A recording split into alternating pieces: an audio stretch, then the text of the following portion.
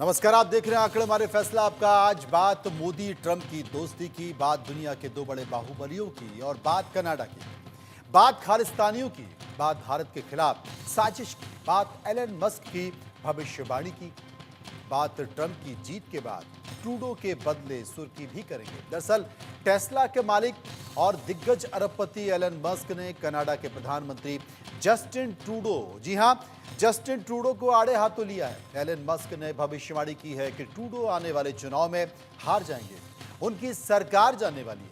Musk ने तंज किया कि 20 अक्टूबर 2025 या उसके पहले होने वाले कनाडाई संघीय चुनाव में ट्रूडो चले जाएंगे। अमेरिका में ट्रंप की वापसी के बाद जो ट्रूडो कल तक खालिस्तानियों के लिए आंसू बहा रहे थे, उनके सुर बदल गए, आज उनके खिलाफ बोल रहे हैं। ट्रूडो के रुख में आए इस बदलाव के पीछे की वजह प्रधानमंत्री नरेंद्र मोदी के दोस्त को माना जा रहा है। तो सवाल यही है कि क्या मोदी के दोस्त के अमेरिका के राष्ट्रपति बनते ही पावर सेंटर बदल गया है, कनाडा दबाव में आ गया है? तो आज इसी मुद्दे पर हम चर्चा करेंगे, साथ ही बात करेंगे लोगों की राय की। लेकिन उसके पहले हमने एक रिपोर्ट तैयार की है, इस रिपोर्ट को देखिए।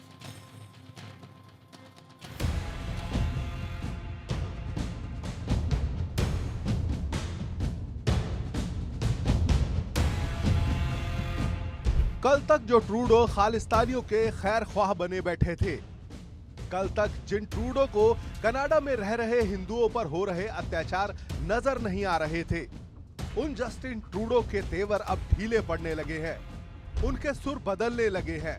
जो ट्रूडो कल तक कनाडा में रह रहे खालिस्तानियों के हितों को लेकर मुखर थे, अब कह रहे हैं कनाडा में खालिस्तान का समर्थन करने वाले बहुत से लोग हैं, लेकिन वो पूरे सिख समुदाय का प्रतिनिधित्व नहीं करते।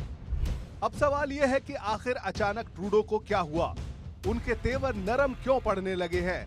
तो इसकी वजह है अमेरिका, वही अमेरिका जिसे कनाडा अपना बड़ा भाई मानता है। कनाडा में डेमोक्रेट सरकार की विदाई हो गई है, कमला हैरिस चुनाव हार गई हैं, डोनाल्ड ट्रंप अमेरिका के नए बॉस बन गए हैं और ट्रूडो जानते हैं डोनाल्ड ट्रंप और भारत के प्रधानमंत्री नरेंद्र मोदी कितने अच्छे दोस्त हैं। ट्रंप के चुनाव जीतते ही उन्हें सबसे पहले बधाई देने वाले मोदी ही थे। वहीं ट्रंप ने कहा था पूरी दुनिया पीएम मोदी को प्यार करती है। डोनाल्ड ट्रंप ने भारत की भी जमकर तारीफ की थी। ट्रंप ने कहा भारत एक शानदार देश है और पीएम मोदी एक शानदार व्यक्ति हैं। ट्रूडो भी हवा का रुख समझ रहे हैं और अब वो सरेंडर मोड में हैं। इसकी एक वजह और भी है। चुनाव कैंपेन के दौरान ट्रंप बांग्लादेश में हिंदुओं के साथ हो रही हिंसा का मुद्दा उठा चुके हैं। ऐसे में ट्रूडो कभी नहीं चाहेंगे वो ट्रंप का टारगेट बने। इन सब के अलावा ट्रंप के सबसे करीबी एक दोस्त ने ट्रूडो को लेकर बड़ी भविष्यवाणी भी कर दी है, जिससे ट्रूडो बेहद डरे हुए हैं।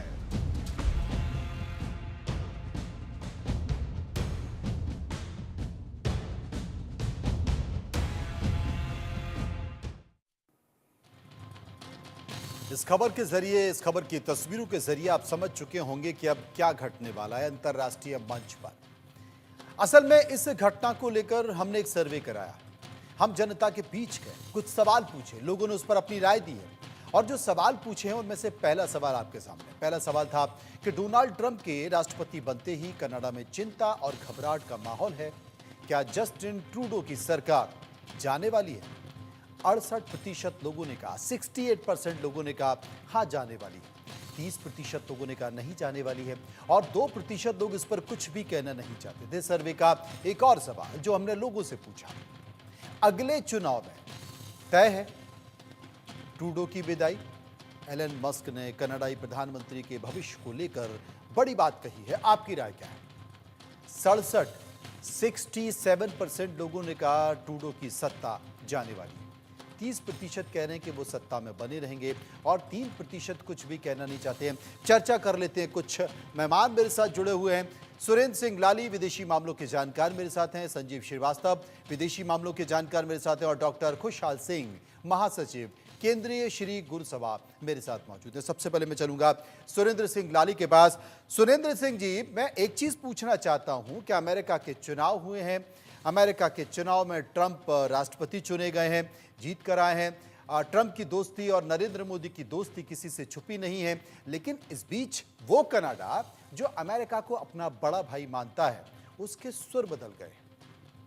अब तो खुद ट्रूडो कहने लगे हैं कि भाई इस तरह की हिंसा की जो ब्रैम्पटन में हिंदू सभा मंदिर पर हमला किया गया खालिस्तानी समर्थकों द्वारा, अब तो इस बात को लेकर कहने लगे हैं कि साहब इस तरह की हिंसा की कोई जगह नहीं है और इस तरह की घटना होनी नहीं चाहिए। इसे किस तौर पर देखें, ये क्या दबाव की राजधानी है, एलन मस्क के दबाव, उसका बयान, या फिर अमेरिका का ट्रंप राष्ट्रपति चुने जाना, ये तमाम सारी चीजें परिस्थिति बताता है कि जस्टिन ट्रूडो बदल रहे हैं, उनका बयान बदल रहा है। देखो मनोज जी, सबसे पहले तो मैं ये कहना चाहूंगा कि लग रहा है पर जो कैंसर पिछले 40 साल में कनाडा में फैला हुआ है, एज अ भारतीय मैं तो चाहूंगा कि मैं तो कठोर शब्दों में निंदा करता हूं जो ये के एलिमेंट ने मंदिर के बाहर किया। और ये भी नहीं जानते थे कि उस मंदिर के अंदर इंडियन काउंसलेट जो पेपर वर्क कर रही थी उसमें 50% से ज्यादा सिख थे अंदर। तो पहली बात तो ये हिंदू सिख का नहीं है, ये हिंदू सिख वर्सेस इनके एलिमेंट की लड़ाई है, नंबर 1। नंबर 2, ठीक है, मैं समझता हूं कि अभी हमें उस तरह का लग रहा है, पर जो कैंसर 40 साल से फैला हुआ है, वो आरसीएमपी हो या उनका पील पुलिस हो या जो पिताजी के टाइम से कनिष्क की बॉम्बिंग हुई वो तो इतनी जल्दी ट्रूडो चाह के भी इसे निकाल पाएगा कि नहीं, ये एक बहुत बड़ा सवाल है। ये अभी पिक्चर इसमें बाकी है। दूसरा, मैं इलॉन मस्क या जॉर्ज सोरोस जैसे आदमियों का भी बहुत बड़ा फैन नहीं हूं, क्योंकि जो उन्होंने कहा वो सारी दुनिया जानती। पिछले 6 महीने से टीवी चैनल में आपके माध्यम से मैं भी कह रहा हूं कि 68 छोड़ो 72% लोग चाहते हैं कि ट्रूडो चला जाए, तो उन्होंने कोई सीक्रेट तो नहीं बताई। पर बात यह है कि ऐसे लोग जब हमारे अगेंस्ट स्टेटमेंट देंगे, क्योंकि आपने देखा कि किस तरीके से जॉर्ज सोरोस ने भी दी, तो ये व्यापारी आदमी जब बढ़ चढ़ के एक कंट्री की रेजिम के बारे में बात करते हैं, क्योंकि इलॉन मस्क ने यूनाइटेड किंगडम के बारे में भी बोला, जर्मनी के बारे में बोला और कनाडा के बारे में बोल रहे हैं, तो मैं इतनी जल्दी सेलिब्रेट नहीं करूंगा। ये कैंसर हटना चाहिए, पर मनोज भाई पिक्चर अभी बाकी है। आपने कहा पिक्चर अभी बाकी है, लेकिन आपने एक इशारा किया है, आपने इशारा किया है कि मैं ये बिजनेसमैन है और मैं इनके बयान को इतनी जल्दी गंभीरता से नहीं लूंगा। आपको भी पता है कि जिस तरीके से एक लाइन खींचकर, लकीर खींचकर एलन मस्क ने ट्रंप के लिए काम किया और उन्होंने कहा भी कि अगर ट्रंप राष्ट्रपति नहीं बने तो हो सकता है कि मेरी जगह जेल में हो। लेकिन क्या एक बिजनेसमैन इस तरह की अगर लाइन खींच रहा है तो उसके दिमाग में अपना बिजनेस भी है? क्योंकि अगर उसको पता है कि किस तरीके से भारत और कनाडा के बीच खींचतान चल रही है, किस तरीके से भारत के ऊपर कनाडा आरोप लगा रहा है, उसका यह कहना है कि अगर निज्जर की हत्या हुई है तो उसके पीछे भारतीय एजेंसियों का हाथ है, तो इस तरह की चीजें अगर हैं तो क्या एक बिजनेस एंगल भी है? क्योंकि भारत को एक बाजार के तौर पर देख रहा है एलन मस्क। स्टारलिंक की परमिशन है, स्टारलिंक की परमिशन में भारत सरकार भी शायद इस तरह की चीजें सोच रही है कि हो सकता है कि स्पेक्ट्रम की नीलामी को लेकर नीतियां बदल दे। बिल्कुल मनोज भाई, ऐसा ही था, क्योंकि इलॉन मस्क की जब लास्ट मोदी जी के साथ मीटिंग हुई थी तो उसने कहा था हम यहाँ टेस्ला बनाएंगे पर बैटरी चाइना से इंपोर्ट होगी, तो मोदी जी ने कहा नहीं sorry, battery made in India में बनेगी। मनोज जी, व्यापारी हो या सियासतदान हो, वो इन दोनों चीजों से उठ के बाहर कभी नहीं जाता, क्योंकि उसका पहला इंटरेस्ट ही वही। अगर हम इलॉन मस्क की भी बात करें तो कुछ साल पहले तक वो तो ट्रंप के भी बहुत अगेंस्ट थे। तो ये तो सब रिवॉल्विंग डोर है, ये अपना इंटरेस्ट देखते हैं, और ट्रंप इज अ बिजनेसमैन, तो ये रिवॉल्विंग डोर है, ये अपना इंटरेस्ट देखते हैं। पर मुझे खुशी है कि हमारी जो कूटनीति है वो बहुत स्टेबल है। हमारे नरेंद्र मोदी साहब हो या जयशंकर साहब हो, जैसे हमारी पंजाबी में कहते हैं कि वो ठंडा करके खाते हैं, वो गरम गरम नहीं खाते। और कहा भी था, बिल्कुल आपने सही कहा, और कहा भी था जयशंकर जो कि विदेश मंत्री, उन्होंने कहा भी था कि धैर्य रखने से परिणाम बेहतर आते हैं, और ये हमने डैमचौक में देखा भी तब जबकि दोनों देशों की सेनाएं पीछे हटी और वापस पेट्रोलिंग शुरू हुई। कुछ कहना चाह रहे हैं लाली? मनोज जी, बहुत बढ़िया। हमारी बानी में, सिखों की बानी में कहा जाता है कि सहज पके सो मीठा होवे। तो जो चीज अच्छे से पकेगी वो मीठी होगी। बाकी तो ये फास्ट फूड कल्चर है, ये फट से गर्म करके दे देते हैं, आपको पता है कितना अनहाइजीनिक है। तो मेरा मूल ये कहने का है कि पिक्चर अभी बाकी है। पिक्चर अभी बाकी है। संजीव श्रीवास्तव विदेशी मामलों की जानकारी इस वक्त हमारे साथ बने हुए हैं। संजीव जी, आप क्या मानते हैं, अगर अगर ट्रूडो बैकफुट पर आए हैं तो इसके पीछे का कारण अमेरिका, ट्रंप? निसंदेह ट्रूडो बैकफुट पे है, ट्रूडो दबाव में है। घरेलू स्तर पर वो लगातार अलोकप्रिय होते जा रहे हैं। जो कनाडा की जो लिबरल पार्टी है, उनकी जो पार्टी है, उनके अंदर उसके अंदर भी असंतोष उनके खिलाफ है। तमाम जो ऐसे सांसद हैं वो उनकी लीडरशिप को बदलना चाहते हैं। और जाहिर है कि अब डोनाल्ड ट्रंप जो अमेरिका के फिर से राष्ट्रपति बन गए हैं, उनके आ जाने से तो जस्टिन ट्रूडो भारी दबाव में होंगे। क्योंकि मनोज जी, यदि आप देखें तो डोनाल्ड ट्रंप के जस्टिन ट्रूडो के साथ जो व्यक्तिगत संबंध भी अगर देखें तो ये तनावपूर्ण रहे। डोनाल्ड ट्रंप ने जस्टिन ट्रूडो को एक फार लेफ्ट लुनेटिक जैसे शब्द का इस्तेमाल किया था और उनके लिए, और ये कहा था कि वो जाहिर है कि एक एक्सट्रीम जो है वामपंथी सोच के साथ काम करते हैं। और अभी जो ट्रंप का जो प्लान्स हैं, जो इकोनॉमिक प्लान्स हैं, जिसमें कि वो 10% टैरिफ इम्पोज करने की बात कर रहे हैं जितने भी अमेरिका में जो इंपोर्ट्स होता है, तो उसमें जो कनाडा की तरफ से अगर देखें तो उनका जो गुड्स एंड सर्विसेज का 75% अमेरिका को जाता है। तो ऐसे में जो अगर कठोर नीतियां राष्ट्रपति डोनाल्ड ट्रंप अपनाते हैं तो इससे कनाडा की इकोनॉमी को भी बड़ा नुकसान हो सकता है और इससे जो ट्रूडो की जो लोकप्रियता है वो और भी ज्यादा गिर सकती है। दूसरा, जो कनाडा के संदर्भ में भी जो ट्रंप की जो कठोर इमाइग्रेशन पॉलिसीज हैं वो उनके लिए, ट्रूडो के लिए हानिकारक साबित हो सकती है। क्योंकि यदि ट्रंप मास डिपोर्टेशन की जो बातें कर रहे हैं, अनडॉक्यूमेंटेड वर्कर्स और जो इलीगल इमाइग्रेंट्स के विरुद्ध कार्रवाइयों की बात कर रहे हैं, तो इस तरीके का रुख यदि राष्ट्रपति ट्रंप अपनाते हैं तो ऐसे में जो बड़े संख्या में जो लोग हैं वो कनाडा की तरफ रुख कर सकते हैं और ऐसे में कनाडा को एक बॉर्डर के फ्रंट पर, इमाइग्रेशन के फ्रंट पर भी काफी चुनौतियां झेलनी पड़ सकती काफी चुनौतियों का सामना करना पड़ सकता है। सर्वे के दो और सवाल हैं, वो ले लेते हैं। हमने जो लोगों से पूछे, एक और सवाल था कि जयशंकर की प्रेस कॉन्फ्रेंस में टेलीकास्ट के बाद कनाडा में ऑस्ट्रेलियाई चैनल को बैन कर दिया गया था। आपकी राय? 16% लोगों ने कहा कनाडा में अभिव्यक्ति की स्वतंत्रता नहीं है, आज़ादी नहीं है। 14% लोगों ने कहा ट्रूडो सियासी फायदा चाहते हैं और 59% लोग ये कह रहे थे कि भारत के खिलाफ ये साजिश है और 11% लोग कुछ भी कहना नहीं चाहते थे। सर्वे का एक और सवाल जो हमने लोगों से पूछा कि क्या कनाडा के निज्जर पन्नू जैसे खालिस्तानियों को भी सबक सिखाएंगे ट्रंप? 21% लोगों ने कहा नहीं, अमेरिका के हितों का वो सबसे पहले ध्यान रखेंगे। 72% लोगों ने कहा भारत से दोस्ती निभाने के लिए वो कुछ भी कर सकते हैं और 7% कुछ भी कहना नहीं चाहते थे। हमारे साथ एक और मेहमान हैं, उनके पास हम चलते हैं और उनसे हम चर्चा करेंगे। डॉक्टर खुशहाल सिंह हैं, महासचिव केंद्रीय श्री गुरु सिंह सभा के। खुशहाल जी, एक बात पूछना चाहता हूं कि आज अचानक से ट्रूडो ने कह दिया कि खालिस्तानी अलगाववादी कनाडा में सिख समुदाय का प्रतिनिधित्व तो नहीं करते, जबकि अभी तक वो कनाडा के जो भी खालिस्तानी अलगाववादी हैं उनकी भाषा बोल रहे थे, भारत पर आरोप लगा रहे थे, भारत की सरकार में बैठे कैबिनेट के सदस्यों पर आरोप लगा रहे थे और साफ साफ ये कह रहे थे कि भारतीय एजेंसियां हैं, कनाडा में जो भी कुछ चल रहा है खालिस्तानियों के खिलाफ वो भारतीय एजेंसियां करा रही। अब क्या हुआ? ऐसे है भाई साहब, जो पिछले समय से नरेटिव सिरजा जा रहा है सारे, ये हमारी मिनॉरिटी और सिखों को इंटरनेशनल पद्धर पर बदनाम करने की का एक प्रोग्राम चल रहा है। वो उसमें भारत का मीडिया भी बहुत बड़ा जो योगदान डाल रहा है। एक तरफिया वो कवरेज कर रहा है। एक मंदिर में हुआ तो सभी सिख स्थान, पंजाब में अकाल तख्त ने, सभी ने उसको कंडेम किया है। किसी ने भी किया, किसी रीजन से भी किया है। लेकिन वहीं गुरुद्वारे में जो अटैक हुआ है, 2000 आदमी ने घेर रखा गुरुद्वारा, अंदर से जो नारे लगाए जा रहे हैं कि लार्ड बिश्नोई जिंदाबाद के लाए जा रहे हैं और सिखों को 1984 नवंबर याद कराने की बातें कही जा रही है, उसका ना भारत के प्रधानमंत्री ने कंडेम किया है, ना कहीं इधर किसी और अधिकारी ने कंडेम किया है। क्या हम भारत के अधिकारी नहीं है? हमारा भारत की आजादी में रोल नहीं है? पहली बात, जो खालिस्तान की टर्म है, इसका कोई पंजाब में कोई कहीं पर कोई आधार नहीं है।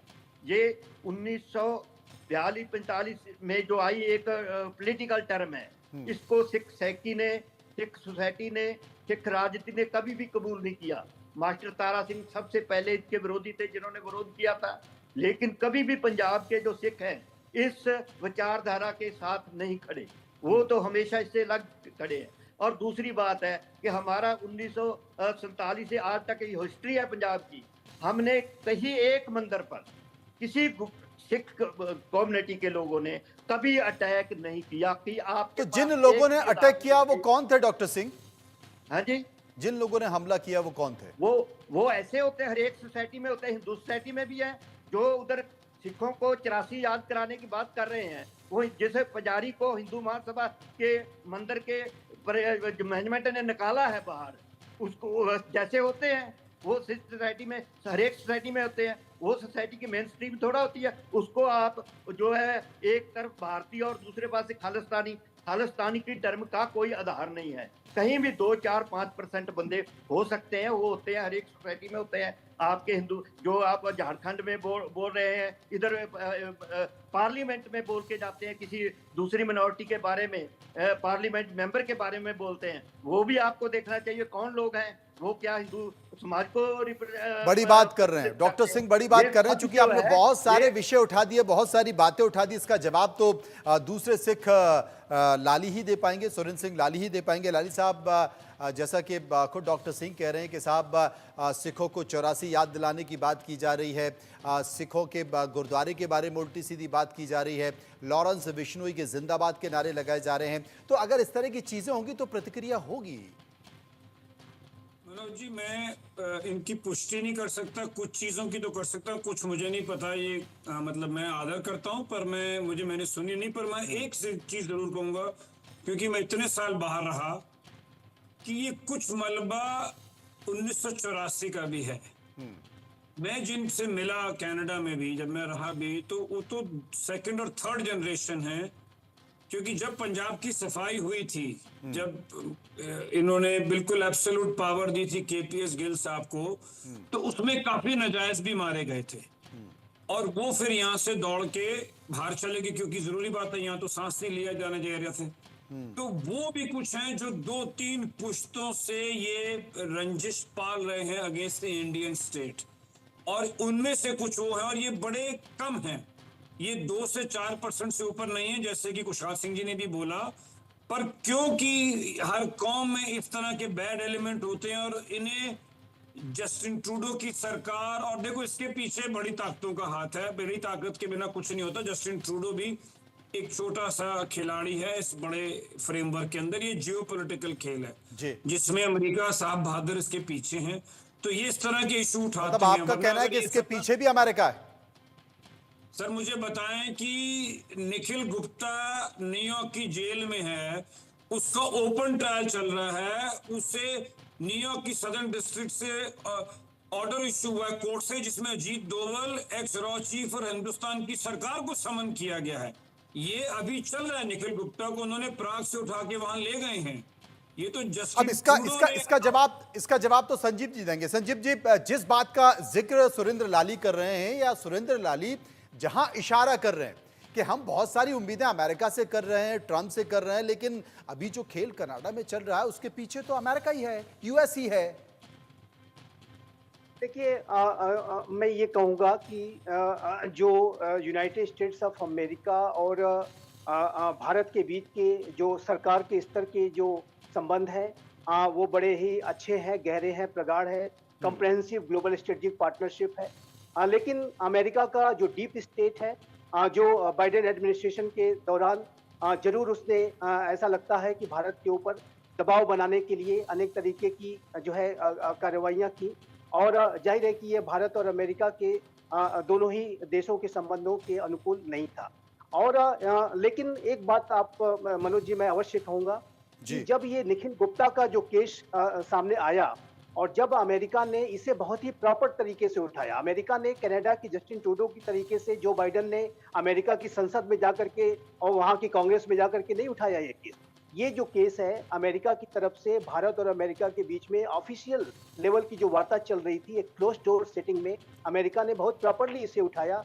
और जब अमेरिका ने इसे उठाया तो भारत ने उसे तुरंत ही कहा कि we will look into this matter, और इमीडिएटली हमने एक हाई लेवल इंक्वायरी कमेटी बैठाई, और इस हाई लेवल इंक्वायरी कमेटी ने अब अपना अच्छा काम किया है, एक रिपोर्ट दी है और उस रिपोर्ट के तहत हमारे एक अधिकारी को मुक्त कर भी किया गया है, जो कि इसके लिए कहीं न कहीं जिम्मेदार थे। और एक ये जो पूरी जांच की जो प्रक्रिया है आज भी चल रही है और भारत और अमेरिका इसको बहुत ही मैच्योर तरीके से हैंडल कर रहे हैं। ये कनाडा की तरह इसके नहीं है कि अपने पार्लियामेंट पे जा करके और रूफ टॉप पे जिसको कहते हैं कि जा करके बिना आधार के चिल्लाने लगना, इस तरीके का जो कृत्य जस्टिन ट्रूडो ने किया है, चाहिए कि वो बेहद अपरिपक्व नहीं, लेकिन तरीके का संजीव जी जिस बात का इशारा लाली कर रहे हैं, उनका ये कहना है कि पूरे विश्व में अमेरिका बड़े भाई की भूमिका अदा करता है, वो सुपर बॉस की भूमिका अदा करता है और जितने भी देशों में खेल चलते रहते हैं वही खेलता, अमेरिका खेलता। बांग्लादेश में भी अगर अगर सत्ता बदली है तो उसके पीछे भी अमेरिका है, तो वो कोई भारत के हित में नहीं है। तो उनका जो इशारा है कि कनाडा में जो खेल चल रहा है उसमें भी अमेरिका का हाथ तो नहीं है, मैं ये जानना आपसे चाह रहा हूं, फिर हम क्या उम्मीद करें? मनोज जी, मैंने जैसा कहा कि अमेरिका का जो डीप स्टेट है और डीप स्टेट का जो चरित्र हमेशा से नकारात्मक होता है, इसमें कोई दो राय नहीं है। अमेरिका का भी डीप स्टेट लगातार इस तरीके की जो है साजिशें करता है, जिसमें कि वो अन्य देशों के अंदर तरह तरीके का इंटरफेरेंस और अस्थिरता इत्यादि का कार्य अमेरिका के डीप स्टेट ने किया है। इसमें कोई दो राय नहीं है और उससे हमें सतर्क रहने की आवश्यकता है, मैं ये स्पष्ट रूप से कहना चाहता हूँ। लेकिन अभी जो वहां पर अमेरिका में जो परिवर्तन हुआ है और उसमें मैं ये स्पष्ट रूप से देखता हूँ कि राष्ट्रपति बाइडेन, जैसे यदि आप राष्ट्रपति बाइडेन के आज के ही बयान को देखें तो उन्होंने अमेरिका के डीप स्टेट के खिलाफ कार्रवाई करने की बात कही है। ये बहुत ही बड़ा बयान है और मैं इसकी बहुत ही प्रशंसा करता हूं कि एक ऐसा नेता अमेरिका में आया है कि जो कि अमेरिका के अंदर का जो एक करप्ट सिस्टम, जो डीप स्टेट का जो सिस्टम होता है, उसके खिलाफ वो कार्रवाई करने की बात कर रहे हैं। अमेरिका के किसी राष्ट्रपति ने यदि हमें जॉन एफ कैनेडी के बाद मैं इनको देखता हूं डोनाल्ड ट्रंप को, वो डीप स्टेट की बातें करते हैं। लेकिन दोस्ती, आपने वो सच्चाई बताने की कोशिश की, लेकिन बात तो दोस्ती की चल रही है, चर्चा हम उसकी कर रहे हैं। और इसी से जुड़ा हुआ एक और सवाल है कि ट्रंप मोदी की दोस्ती क्या ट्रूडो बर्दाश्त कर पाएंगे? 41% लोगों ने कहा हाँ, 56% लोगों ने कहा ना और 3% कुछ भी कहना नहीं चाहते थे। लाली कुछ कह रहे हैं, सुरेंद्र लाली। डिप्लोमेसी में मनोज जी बहुत बढ़िया जोक चलता है कि अमेरिका में कभी भी सत्ता परिवर्तन नहीं हो पाएगा क्योंकि अमेरिका में अमेरिकन एम्बेसी नहीं है। तो ये खेल तो अमेरिका खेलता है और मैं अमेरिका को ज्यादा खतरनाक मानता हूं जस्टिन ट्रूडो के बनस्पत, क्योंकि हमारे पंजाबी में कहते हैं जो मीसना होता है ना वो पीछे से खेलता है। तो ट्रूडो ने तो आके अपने आप को एक्सपोज कर लिया, पार्टी भी डुबो देगा, अगले इलेक्शन में बाहर भी हो जाएगा, स्टोरी खत्म है। नहीं तो ये दोस्ती की बातें जो चल रही हैं, ये जो दोस्ती की बातें चल रही हैं मोदी ट्रंप की, और एक जरूरत से ज्यादा भरोसा या उम्मीद भारत के लोग बनाए बैठे हैं, तो क्या उस पर कायम रखा जाए? या जिसका जिक्र संजीव जी कर रहे थे कि बहुत ज्यादा हमें उम्मीद नहीं करनी चाहिए या बहुत ज्यादा भरोसा नहीं करना चाहिए? सुरेंद्र लाली। देखो मनोज जी, ट्रंप जी एक व्यापारी आदमी है, वो 2 मिनट लगाते हैं अपनी स्टेटमेंट को घुमाने में। वो भले वो इलॉन मस्क हो या वॉशिंगटन पोस्ट हो, तो जो उनको, क्योंकि वो उनमें पॉलिटिशियन वाला संयम नहीं है, he is a very transactional man. वो कहते हैं मैंने इस साथ पे छोटा सा जवाब डॉक्टर खुशहाल से। हाँ जी, मुझे ऐसा लगता है कि जो यूक्रेन का युद्ध था, जैसे वो भारत से उम्मीद रखते थे अमेरिका, उसको ऐसा सहयोग भारत की तरफ से नहीं मिला और इसी वजह से वो सब मसले जो आ रहे हैं, जो कनाडा अकेला नहीं है, डिफेंस पॉलिसी में वो 5 देश इकट्ठे ही हैं, चाहे अमेरिका हो, कनाडा हो, यूएसए हो, ऑस्ट्रेलिया हो, उनका एक ही जो है पॉलिसी होता है। तो उसमें ये ट्रूडो आने से जाने से इतना फर्क नहीं पड़ेगा, उसकी जो डीप स्टेट की पॉलिसी है वो कंटिन्यू करेगी। लेकिन जैसे वो कल पाकिस्तान के बारे में उन्होंने बयान दिया कि जो उनके प्रधानमंत्री थे वो उनके अच्छे दोस्त हैं, उनके बारे में भी ऐसा बयान दे दिया उन्होंने। तो इस ऐसे बयानों से कुछ नहीं बनता, लेकिन ये हमें पता है इंटरनेशनल जो डिस्टर्बेंस है उसमें मेन भूमिका अमेरिका की रहती है। तो उसकी मेन भूमिका अमेरिका की रहती है। संजीव जी छोटा सा जवाब दे दीजिए क्योंकि इस सेशन को खत्म करेंगे, अगले में भी आप हैं। देखिए, मेरा ऐसा मानना है कि ये जो डीप स्टेट की जो एक्टिविटीज हैं वो सतत एक कॉन्स्पिरेसी के तहत चलती हैं। लेकिन भारत और अमेरिका की जो रणनीतिक साझेदारी है, जो वैश्विक साझेदारी है, दो महान लोकतंत्रों के बीच का संबंध है। और आज तो ये जो संबंध इतने व्यापक और प्रगाढ़ और गहरे हो चुके हैं, जिसको कि हम कहते हैं कि कोई भी दुनिया का ऐसा महत्वपूर्ण विषय नहीं है कि जिसके ऊपर अमेरिका और भारत काम न कर रहे हो। काम तो ये नहीं जो कर रहे हो, संबंध दोनों मिलकर काम कर रहे हैं और वो संकेत भी अंतर्राष्ट्रीय मंचों पर दिखाई दे रहा है। समय का अभाव है लाली जी, मैं माफी चाहता हूं, बहुत बहुत शुक्रिया करूंगा सभी लोगों का। संजीव जी मेरे साथ जुड़े रहेंगे क्योंकि अगला एक और अंतर्राष्ट्रीय विषय है, उस पर हम चर्चा करेंगे। बात अब ट्रंप और मोदी की दोस्ती की कर लेते हैं। मोदी और ट्रंप की दोस्ती दुनिया जानती है। ट्रंप के पहले कार्यकाल में दुनिया ने मोदी और ट्रंप के रिश्तों को बखूबी देखा है। मोदी ट्रंप की दोस्ती का अंदाजा हाउडी मोदी और नमस्ते ट्रंप जैसे कार्यक्रमों में समझा जा सकता है। अमेरिका में एक बार फिर से ट्रंप की वापसी हुई है। ट्रंप जिस तरीके से मोदी की तारीफ करते हैं, उससे दुनिया में साफ मैसेज है कि मोदी जैसा कहेंगे ट्रंप वैसा ही करेंगे। मोदी और ट्रंप की दोस्ती से दुनिया में कई मुल्कों में खलबली मची हुई है, जिसका असर आपने कनाडा के बदले तेवरों से देखा होगा।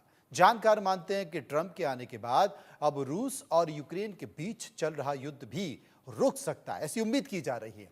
ट्रंप की वापसी मात्र से ही चीन सदमे में है। पाकिस्तान ने माथा पकड़ लिया है। ट्रंप के आने से पाकिस्तान में सत्ता परिवर्तन का डर सता रहा है।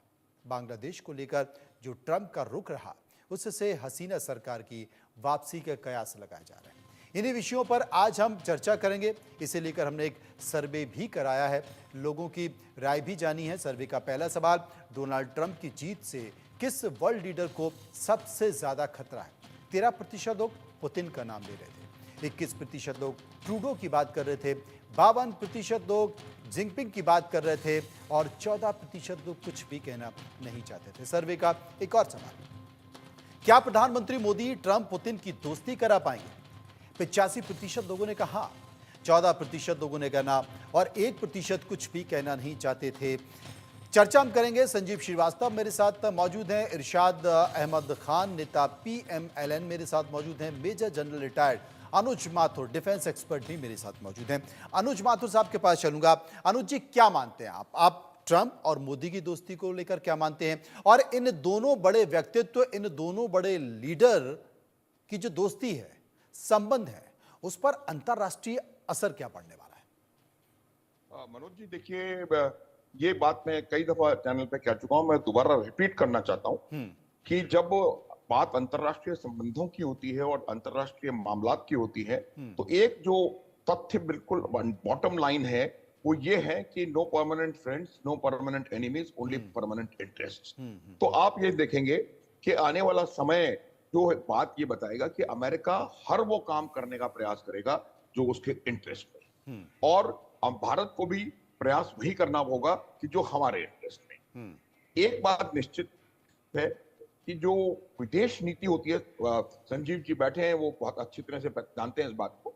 विदेश नीति काफी हद तक जो आपके राष्ट्राध्यक्ष हैं उसकी पर्सनालिटी के ऊपर भी बहुत डिपेंड करती है। और मेरा ये मानना है कि जिस प्रकार की जो मित्रता ट्रंप की और नरेंद्र मोदी की है, उससे मुझे लगता है कि भारत और अमेरिका के संबंध बहुत ज्यादा बेहतरीन होने वाले हैं आने वाले समय में। लेकिन एक बात मैं बता दूं कि जब अमेरिका के इंटरेस्ट का सवाल आएगा, चाहे वो L1 वीजा का हो, चाहे वो इलीगल इमिग्रेंट्स को निकालने का हो, चाहे वो कुछ टैक्सेशन में या कुछ ड्यूटीज बढ़ाने का हो, तो उन तमाम चीजों में वो उनको अपना फूक करके कदम मुझे लगता है रखने वाले हैं, और वो अपने इंटरेस्ट को देख करके और उसके हिसाब से निर्णय लेने वाले हैं। दूसरी बात जो बात मेरे को सुनने में आ रही है वो ये है कि ट्रंप आ गए हैं तो अब रशिया यूक्रेन की वॉर समाप्त हो जाएगी और इस प्रकार का कुछ इंटरनेशनल अफेयर्स में ऐसा हो जाएगा।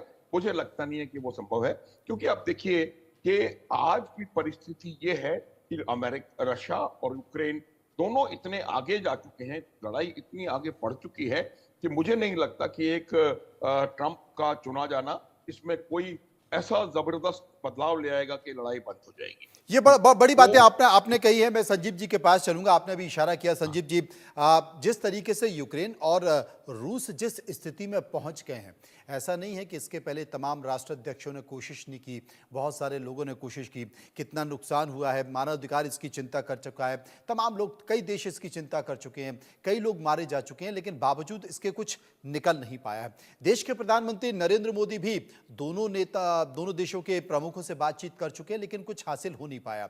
जब रशिया गए, वहां से निकले तो उसने हमला कर दिया, यूक्रेन से बात कर रहे थे, वहां से वापस निकले तो उसने हमला कर दिया। ये संकेत निकल कर आ रहा है। तो क्या ऐसा लगता है कि ट्रंप ये युद्ध खत्म करवा देंगे, या अपनी विदेश नीति में एक कदम आगे जाकर व्यापक परिवर्तन करेंगे और उसमें दोस्ती और दुश्मनी को खास तरजीह देंगे? देखिए मनोज जी, रशिया यूक्रेन के युद्ध के संदर्भ में एक बात बहुत स्पष्ट है कि ये जो युद्ध है ये रशिया और यूक्रेन के बीच का नहीं है। ये जो युद्ध है वास्तविक रूप से अगर देखें तो महाशक्तियां परोक्ष रूप से ये युद्ध लड़ रही है। एक तरफ यूनाइटेड स्टेट्स ऑफ अमेरिका और नेटो है और दूसरी तरफ रशिया है।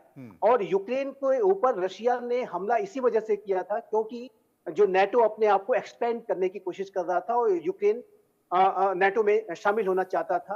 और जाहिर है कि राष्ट्रपति पुतिन ने नेटो को चुनौती दी और ये जाहिर है कि ये महाशक्तियों के बीच में वर्चस्व की प्रतिद्वंदिता है। ये यूरोपियन थिएटर में ये जो रशिया के जो राष्ट्रपति व्लादिमीर पुतिन जो कि बेहद महत्वाकांक्षी हैं, वो पुराने सोवियत यूनियन के गौरव को हासिल करना चाहते हैं और ऐसे में वो नेटो को चैलेंज करके अपने प्रभाव को यूरोपियन थिएटर में बढ़ाना चाहते हैं। इसी वजह से इस युद्ध की शुरुआत हुई थी और इसी वजह से मनोज जी ये मेरा मानना है कि युद्ध की चूंकि के वास्तविक जो प्लेयर हैं वो महाशक्तियां हैं, इसलिए यदि महाशक्तियां जब तक संवाद के लिए तैयार नहीं होंगी तब तक संवाद हो नहीं सकता। और बाइडेन एडमिनिस्ट्रेशन अभी तक संवाद के लिए तैयार नहीं था, लेकिन राष्ट्रपति ट्रंप के जो विचार है इससे भिन्न है और वो ये कहते हैं कि ये युद्ध लगभग 3 वर्षों से भी ज्यादा समय का अब जारी है और इससे अमेरिका के टैक्स पेयर्स का बहुत सारा पैसा वहां पर गया है।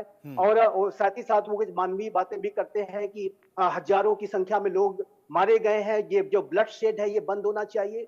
तो ऐसे में उन्होंने लगातार अपने कैंपेन ट्रेल के दौरान कहा कि यदि वो राष्ट्रपति बनते हैं तो 24 घंटे के अंदर ही युद्ध समाप्त करा देंगे। तो मनोज जी मेरा ऐसा मानना है कि ये जो अप्रोच है राष्ट्रपति ट्रंप का, ये बाइडेन एडमिनिस्ट्रेशन से भिन्न है और इसमें मैं यदि शांति नहीं तो कम से कम एक संवाद के आरंभ की जो है शुरुआत को देखता हूं। अभी आप देखिए तो व्लादिमीर पुतिन ने एक वीडियो का मैसेज जारी करके प्रेसिडेंट ट्रंप को उनकी जीत पर बधाई दी और बधाई सिर्फ नहीं दी बल्कि प्रेसिडेंट ट्रंप की तारीफ भी की है कि वो जिस तरीके से पेंसिल्वेनिया में जब उनके ऊपर हमला हुआ तो जो उन्होंने जज्बा दिखाया, जैसी उनकी शख्सियत है उसको लेकर के उन्होंने अनेक जो है तारीफों की बातें की हैं। ये इसमें तो कोई शक नहीं है, जो जज्बा ट्रंप में है वही जज्बा मोदी में भी दिखाई देता है। विपरीत परिस्थितियों में जाके, मतलब हार को जीत में किस तरीके से बदला जाता है, कोई इन नेताओं से सीखे। सर्वे के कुछ और सवाल जो हमने लोगों से पूछे। तीसरा सवाल कि ट्रंप, मोदी, पुतिन 3 बाहुबलियां साथ आएंगे तो क्या होगा? 36% लोगों ने कहा दुनिया में वॉर रुकेगी, 14% लोगों ने कहा इस्लामिक कट्टरता कम होगी, 43% लोग चीन पाकिस्तान को काबू में रहने की बात कर रहे थे और 7% इस पर कुछ भी कहना नहीं चाहते थे। सर्वे का एक और सवाल, क्या आपको लगता है कि ट्रंप यूक्रेन में युद्ध खत्म करने में मदद करेंगे? 85% लोगों ने हाँ कहा, 13% लोगों ने ना कहा, 2% लोग इस पर कुछ भी कहना नहीं चाहते थे। हम सीधे चलेंगे। इस वक्त हमारे साथ मौजूद हैं मेजर जनरल रिटायर्ड अनुज माथुर साहब। अनुज माथुर साहब, जैसा कि कहा जाता है कि अमेरिका की विदेश नीति बदलती नहीं है, चेहरे बदलते रहते हैं, लेकिन काम वही होता है। डीप स्टेट का जिक्र संजीव जी कर ही रहे थे, क्योंकि किस तरीके से वो डीप स्टेट है और उसके अनुसार वो अपनी काम भी करता रहता है, कार्यप्रणाली कर पाता है। लेकिन बाइडेन अगर संवाद नहीं कर रहे थे और शांति स्थापित नहीं हो पा रही थी तो उसका एक कारण नाटो देश भी थे। तो क्या अब नाटो देश के खिलाफ जाकर ट्रंप रशिया की मदद कर पाएंगे, संवाद स्थापित कर पाएंगे, शांति स्थापित कर पाएंगे? देखिए मनोज जी, देखिए मैंने यही थोड़ी देर पहले भी कहा कि इतना आसान नहीं होगा। ये ट्रंप का वहां इलेक्शन जीत जाना और राष्ट्रपति बनना, पहली बात तो वो 20 जनवरी को बनने वाले हैं, वो किसी तरह से, देखिए एक चीज जो पॉसिबिलिटी मैं बता रहा हूँ, वो पॉसिबिलिटी ये है कि अनईजी अनस्टेबल सीज फायर मेरे हिसाब से शायद एक संभावना है, क्योंकि ये बात तो निश्चित है कि ट्रंप ज़ेलेंस्की के ऊपर दबाव डालेंगे कि बहुत ज्यादा समय से ये लड़ाई चल रही है। टेक्निकली अगर आप देखें तो ये लड़ाई 2014 से चल रही है। इसका एक पॉसिबल सॉल्यूशन जो मुझे लगता है दोनों देशों के लिए, नहीं तो लड़ाई को अगर यहां तक पहुंचा दिया है, लड़ाई को अगर यहां तक पहुंचा दिया तो उसके पीछे भी तो अमेरिका है ना। बिल्कुल बिल्कुल, मैं तो बिल्कुल हमेशा से कहता रहा हूं ये बात कि ये सुपर पावर राइवलरी है। जो जेलेंस्की है वो एक मोहरा है, बाकायदा सुपर पावर के बीच में लड़ाई चल रही है। और मेरा ये मानना है कि ये अमेरिका ने किसी न किसी तरह से इकोनॉमिकली, देखिए 3 फ्रंट्स पे लड़ाई लगा एक साथ साइमल्टेनियसली हुआ करती है। एक होता है इकोनॉमिक फ्रंट, वहां लड़ाई होती है। दूसरा होता है साइकोलॉजिकल या साइबर या उसको प्रोपेगेंडा कह लें या उसको मीडिया वॉरफेयर कह लें, वो वॉरफेयर होता है। और तीसरा ग्राउंड वॉरफेयर होता है। आज की तारीख में डायरेक्ट वॉर जो है अमेरिका और रशिया के बीच में दोनों फ्रंट पे चल रही है। कितने सैंक्शंस लग रहे हैं, कितने लोग को वो उनसे ट्रेड करने के लिए मना अमेरिका का कि रशिया को किसी ना किसी तरह से वीकन करें। उसमें वो किसी ना किसी को जो हद तक उसमें सफल रहे हैं। लेकिन आज फिर भी मैं ये बोल रहा हूं कि ये संभव मुझे नजर नहीं आ रहा। Uneasy unstable ceasefire possibility number 1। अब क्या हुआ है देखिए कि मिन्स्क जो अपना यूक्रेन ने कुर्स्क एरिया में काफी जमीन हथिया ली है। तो अब इसको उनको एक प्लेटफॉर्म बना करके, और वो शायद इस बात पे कहीं ना कहीं एक सॉल्यूशन ढूंढ सकते हैं जो मिन्स्क प्रोटोकॉल में बनाया गया था। हालांकि मिन्स्क प्रोटोकॉल यूक्रेन के उतने फेवर में नहीं था, लेकिन फिर भी रशिया ने जोर डाल करके जबरदस्ती करके मिन्स्क, तो अब ये पॉसिबिलिटी है कि वो यूं कहें कि भाई आप कुर्स्क से निकल जाएं और हम डॉनबास का वही स्टेटस को कर देंगे और क्रिमिया हमें दे दो। तो दैट इज ये एक तरीका हो सकता है, ये एक तरीका हो सकता है। सर्वे का 5वां सवाल कि क्या ट्रंप के आने के बाद बांग्लादेश में फिर से शेख हसीना सरकार लौटेगी, हिंदुओं को फिर से हक मिल पाएगा? 67% लोगों ने हाँ कहा, 28% लोगों ने ना कहा, 5% लोग इस पर कुछ भी कहना नहीं चाहते। संजीव जी मेरे साथ मौजूद हैं। उसके पहले एक और सवाल ले लेता हूं कि क्या, जो एक और सवाल जो लोगों से पूछा कि क्या ट्रंप के आने के बाद पाकिस्तान में इमरान जेल से बाहर आ पाएंगे, शाहबाज की सत्ता जाएगी? 34% लोगों ने हाँ कहा, 56% ने ना कहा और 10% कुछ भी कहना नहीं चाहते थे। संजीव जी, पाकिस्तान पर भी सबकी निगाहें, और पाकिस्तान में, बांग्लादेश में हालांकि जो भी कुछ घटता है होता अमेरिका ही है। खुद पूर्व जो प्रधानमंत्री हैं, निर्वासित प्रधानमंत्री, इस बात का जिक्र शेख हसीना कर गई हैं कि भाई मुझसे कुछ गोरे लोग आए और उन्होंने अपनी बात रखी, मांग रखी, मैंने नहीं मांगनी तो मेरी सत्ता का परिवर्तन हुआ। वर्तमान में बांग्लादेश में जो प्रमुख के पद पर बैठे हैं, प्रधानमंत्री के पद पर बैठे हैं, वो किसके हाथों की कठपुतली हैं वो सबको पता है। तो क्या बांग्लादेश और पाकिस्तान, इन दोनों में भी कुछ व्यापक परिवर्तन हो सकता है? कुछ राजनीतिक संकेत वहां के देशों में, कुछ ऐसी दिशा? एक सेंटेंस बोलने की अगर अनुमति दे आप रशिया यूक्रेन के संदर्भ में, तो मैं ये कहना चाहूंगा प्लीज कि जो डोनाल्ड ट्रंप का जो रशिया यूक्रेन को युद्ध को रुकवाने को लेकर के जो भी वो प्रयास करेंगे, वो कहीं से भी उन्होंने वो अपनी कमजोरी को नहीं दिखाने जा रहे हैं। वो भी जो सारे प्रयास होंगे वो पोजीशन ऑफ स्ट्रेंथ के साथ ही होंगे। रशिया के साथ वो जो भी बात करेंगे वो पोजीशन ऑफ स्ट्रेंथ के साथ ही बात करेंगे। वो ऐसा कुछ भी करना अफोर्ड नहीं कर सकते कि जिसमें कि अमेरिका को नीचा दिखना पड़े, यूक्रेन को कमजोर दिखना पड़े, और इस आधार पर ही जो भी बातचीत होगी। लेकिन जो सबसे बड़ा परिवर्तन यह आएगा कि संवाद स्टार्ट होगा और एक सीज फायर की, भले से असहज सीज फायर ही हो, लेकिन एक सीज फायर की स्थिति बनेगी। इतना कहने के बाद आपका जो दूसरा जो पाकिस्तान और बांग्लादेश के संदर्भ में आपने पूछा है, तो देखिए मनोज जी, मेरा ऐसा मानना है कि राष्ट्रपति ट्रंप अलगाववाद, आतंकवाद, अतिवाद, इस तरीके की जो भी प्रवृत्तियां हैं उसके ऊपर बहुत ही करारा वार करते हैं। खासकर जो रेडिकल इस्लामिक टेररिज्म है उसके ऊपर तो उन्होंने पिछली बार बहुत ही सख्त कार्रवाइयां की थी। इस्लामिक स्टेट की जो रक्का और मोसुल में जो टेरिटरी थी उसको उन्होंने पूरी तरह से नेस्तनाबूद कर दिया था।